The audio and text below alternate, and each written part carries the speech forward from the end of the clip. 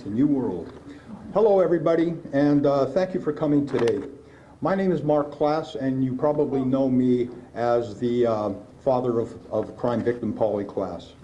Today is a great day in California. One of our state's most accomplished prosecutor and a hero to crime victims has decided to run to be California's top public safety official, Attorney General.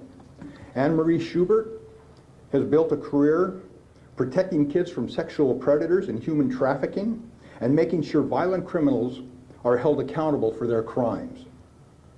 Her passion for victims and justice is unsurpassed. Her record and her accomplishments are unrivaled. It is my great pleasure to introduce Sacramento County District Attorney Marie Schubert.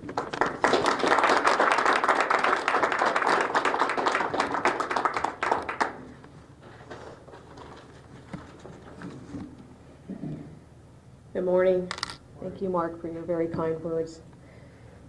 What a powerful and a humbling moment here today to be surrounded both in person and on Zoom virtually from all ends of California and even beyond our borders, to be surrounded by crime victims and crime survivors and community advocates and community leaders. I want to tell you all who is here today. Mothers, fathers, brothers, sisters, aunts and uncles, those who have lost their loved ones, and those who have been harmed by devastating violent crime. Women and children who were victimized by sexual predators. Families devastated by gun violence and school shootings. These are the people who I have sat with, I've listened to, I sometimes cried with, who I've advocated for, and who I've represented in courtrooms. Some I have known for decades, others I have recently met as a result of the devastating and reckless actions of politicians and really rogue prosecutors who are dictating policies that destroy victims' rights and endanger public safety. People like Sandy Friend, who's here on Zoom, I hope today, whose 8-year-old son, Michael, was walking home from school one day when he was kidnapped, horrifically sexually assaulted, and tortured to death by a serial killer and a serial sex offender. Like Linda Thompson, whose baby sister Sharon was raped and murdered by another serial killer. Like Phyllis Loya and Will and Marianne Ton, whose sons were military veterans who dedicated their service to this country in honor. And those sons later chose to become police officers to protect their communities. Both their sons were killed in the line of duty here by violent criminals. Like Debbie Boyd, whose daughter Christy was kidnapped and murdered when she left a nearby casino, and for Debbie, who searched for 15 years for her child so she could find her remains and give her a proper burial. Like Dr. Nicole Clavo, who fought for years so her son's killer would serve a just and fair sentence for gunning down her son in the middle of the day on the way to a high school football playoff game. And all the victims of the East Area rapist, upwards of 50 rapes and 13 people who lost their lives. Countless family and friends who were irreparably harmed by one human being. And to Jessica Corday, who's here today on Zoom, who wears her masks every day that simply says, "Fight like a mom," for her son Marquise, because George Gascon cares more about the murderer than the mother of a grieving child. Each and every one of these people here today, in person and on Zoom, each has suffered a devastating loss or been impacted by violent crime. Each has their own story. There are thousands more like them across California, from all demographics and from countless different backgrounds. In my 30 years as a career prosecutor, here's what I've learned from sitting with crime victims and crime survivors. The impact of murder and violent crime forever changes them. The way they live their lives, the careers that they may choose, the way they raise their children, It can be something that those unaffected would never even observe or perhaps even understand. How they protect themselves in their own homes. How they look at people standing in line at the grocery store and wonder, is that the man who broke into my home and raped me? How they let their children play at parks. It never goes away. They may bury it, but it never truly goes away. But above all, this is what I have learned from these folks. The sunlight never looks quite the same for them ever again. Last week was National Crime Victims' Rights Week. We asked crime survivors and crime victims to share their stories so that the public and the policymakers could hear the truth, all of it. Like the daughter of Eva Chu. Eva Chu was 7 months pregnant when she was on the way to her doctor's appointment when she was kidnapped in broad daylight and raped and murdered by a career criminal in 1979. Eva Chu's case was the first case I opened when we started the cold case unit here in Sacramento some 20 years ago. Eva Chu's daughter was 2 years old when her mother was killed. Last week, 42 years after her mother was murdered, 42 years, the raw emotions were right there, as if the crime had happened yesterday. We asked crime victims to testify in front of the legislature so that our legislators would be forced to hear the truth. And Karen Gardner Johnson told her story. Karen's husband, John Johnson, was executed in front of her while they walked out of a restaurant by a mass shooter on a rampage here in Sacramento. Karen watched her husband die in front of her eyes, and the last words that she heard from her husband that day were, "Honey, this is going to be a great year." Karen testified last week in front of a legislative committee against a bill that will allow serial killers, baby killers, cop killers, mass shooters out of prison despite having been sentenced by a judge to never get out.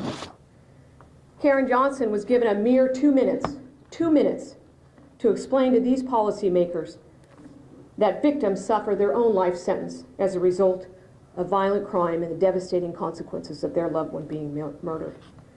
And guess what happened to Karen Johnson when she spoke up and told her story? When she told the truth. She was ignored and she was abandoned by the policymakers of this state. And those legislators voted for that bill despite her pleas. Karen Johnson is not alone in being ignored and abandoned. She is not alone in suffering the devastating consequences of violent crime. She's not alone in being blindsided by policies, practices, directives of politicians and rogue prosecutors who are wreaking havoc on crime victims and public safety. Countless victims across this state are being abandoned by the very people that we have entrusted to support them and to protect them. But it's not just crime victims who are being ignored and whose lives are being impacted by those we've entrusted to protect them. Each and every Californian is being impacted. In the words of Nelson Mandela, safety and security don't just happen. They are the result of a collective consensus and a public investment. We owe our children, the most vulnerable citizens in our society, a life free of violence and fear. Let me be clear.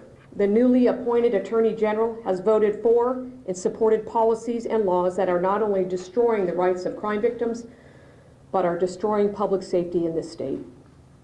Here is the truth.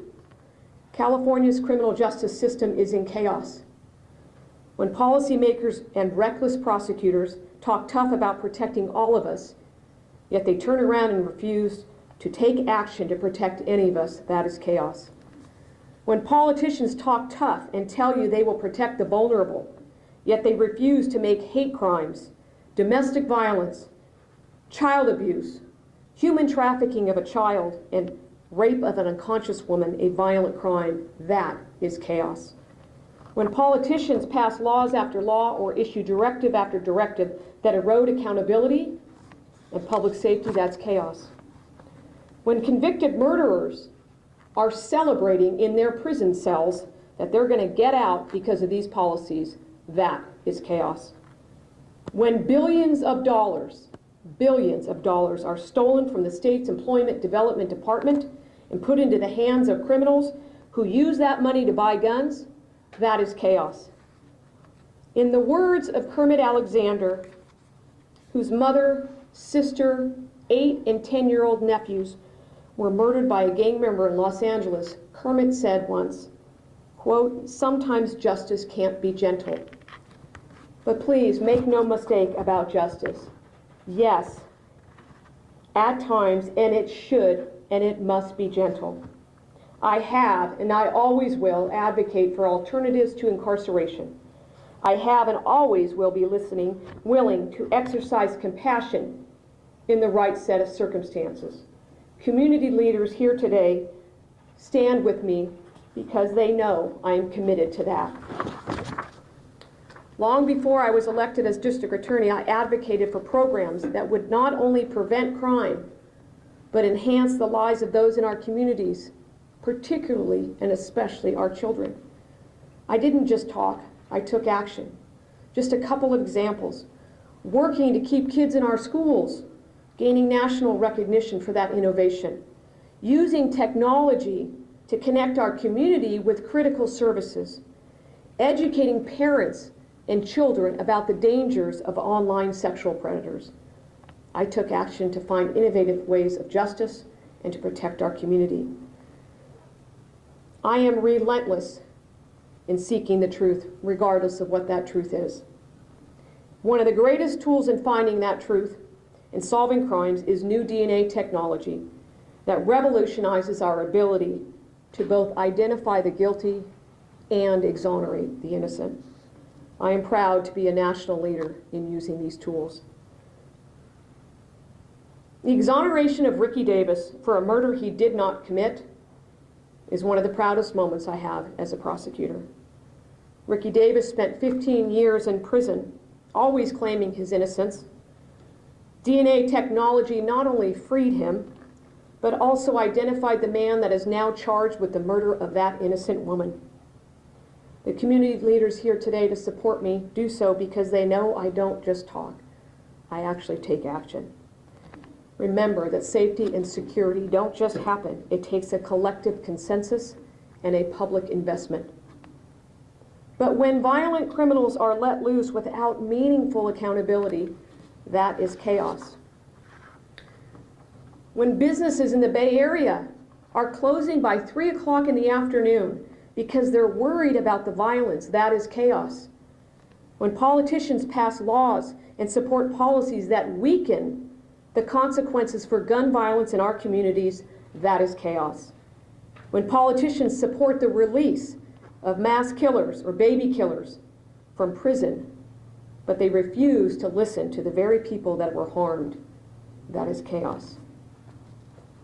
An ancient Roman philosopher once wrote, "Often injustice lies in what you are not doing, not just in what you are doing." And when we talk about chaos and injustice in our justice system, let me tell you the truth about the district attorneys in San Francisco and Los Angeles, and what they are doing and what they are not doing. In San Francisco, you have a district attorney, former public defender, who is letting violent criminals out with little oversight or consequences, criminals who go on to victimize again. You have a district attorney who in a 3-month period of time let nearly 90% of those arrested for felony domestic violence go free without any consequences. Abusers who went on to get arrested again for beating women and children again. You have a district attorney who is not using our gun laws to protect the public and hold violent criminals accountable. You have a city where everyday citizens can't leave their cars for 5 minutes without fear of getting ripped off. You have a city where people have to resort to leaving their car door windows down or their doors unlocked and putting notes inside their cars that simply says, "There's nothing in here," in hopes that they will deter the rampant theft. Major conventions are pulling out of San Francisco because their executives are worried that the guests' safety is at risk. Tourists think it's too dangerous to visit that beautiful city. A thriving economy depends on a safe economy. A thriving economy depends on a safe society. And these policies are devastating that city. It is true and it is tragic that San Francisco is suffering. And the newly appointed Attorney General has promised to bring the same types of policies that are hurting San Francisco to the rest of our great state. These are the same policies that are now devastating Los Angeles County at the hands of the same politician who first brought those policies to San Francisco. When the LA District Attorney, who is supported by the newly appointed Attorney General, has to be sued by his very own prosecutors to enforce the law against violent criminals, that is chaos. When that district attorney, who is endorsed by the newly appointed Attorney General, cares more about violent criminals than mothers grieving over their murdered children, that is chaos. And when Jessica Corday is forced to read her son's autopsy report to prepare for a parole hearing of her son's killer because the district attorney refuses to attend parole hearings and oppose any killer's release, no matter how dangerous he is to the public, that's chaos. And to Jessica Corday here today, if I am fortunate enough to be elected Attorney General, I promise you will not be abandoned at parole hearings. To be clear, the newly appointed Attorney General has promised to bring the same types of policies to the rest of our great state. Policies that are already devastating crime victims and public safety in Los Angeles and San Francisco. In fact, he has spent his career in the legislature supporting laws that only further the chaos. The Attorney General should be advocating for tougher consequences when violent criminals use guns to hurt other people, but instead he's voted repeatedly to weaken those gun laws. The Attorney General should be prosecuting hate crimes with tenacity and vigor and advocating for real consequences when people commit those crimes, but instead he has voted repeatedly for weaker hate crimes laws. When asked what he would do about hate crimes, his answer was that he would set up a hotline. There is a great deal that he could do now to help end this chaos, but history has shown that he won't. One of the most powerful and solemn duties that the Attorney General has is to step in and take over cases from prosecutors when those prosecutors are not protecting Californians. I will exercise that power to protect victims and to support their constitutional rights and to protect all Californians. The appointed Attorney General will not. And the list of the inactions goes on and on and on. I want to end today by making every Californian a promise. If you elect me as your Attorney General, I promise you that I will work relentlessly every day that I'm privileged to serve, to end the chaos in our justice system, to protect victims and to protect those who are accused of crimes, to serve justice to crime victims and their families, as well as those who commit crimes in our communities, and to do everything in my power to keep every Californian safe and to be free to pursue their dreams without living in fear of crime or violence or chaos. Thank you all for those that are on Zoom here today in person, and thank you everyone else for being here.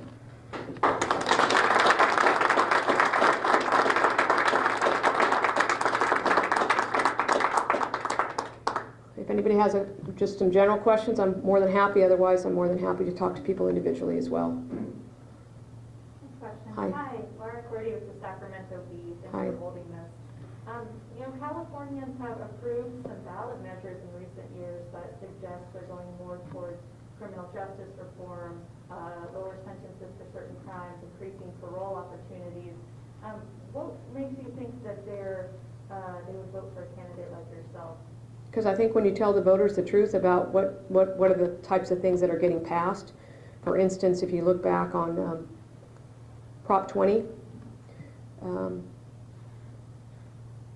that was an initiative to tell the public that, listen, things like hate crimes and domestic violence, rape of an unconscious, should be a violent crime. And when we pass laws that no longer allow us to collect DNA to solve crimes and exonerate people, that's something that the voters, if they know the truth, I'm quite confident would support. So I think what's important about being the Attorney General is let's just tell the truth. no matter what it is, and let the voters make decisions as long as they have the full facts of what those are. Anne Marie, you Yes, sir. answered that question to some degree, but how much of the public stands on this kind of stuff? Do people really understand?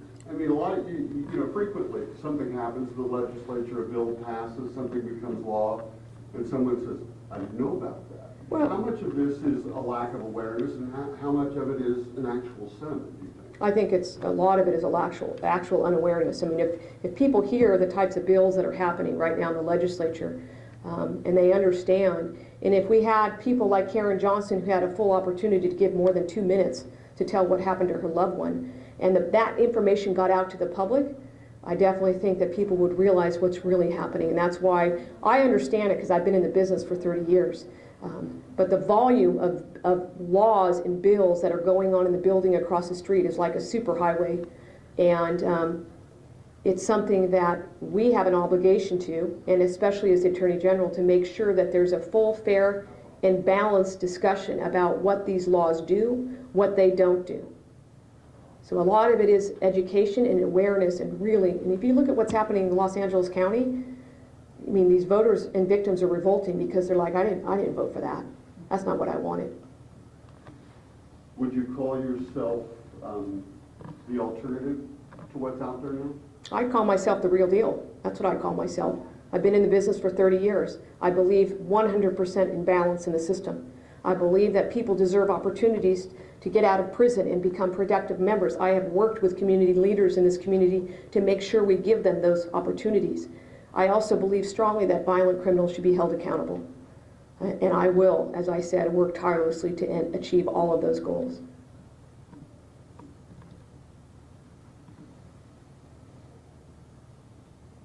All right, I guess that's a wrap then. Thank you very much for coming, everybody. Thank you, everybody here. I appreciate it very, very much. Put my mask back on.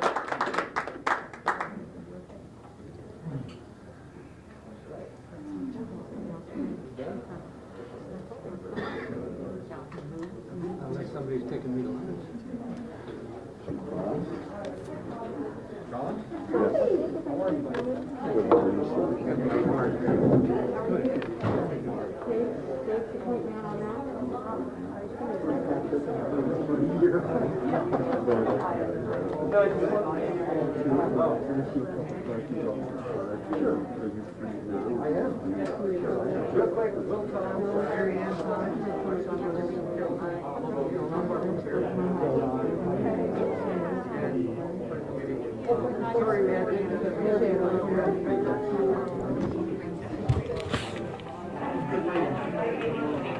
Hey, Jeremy.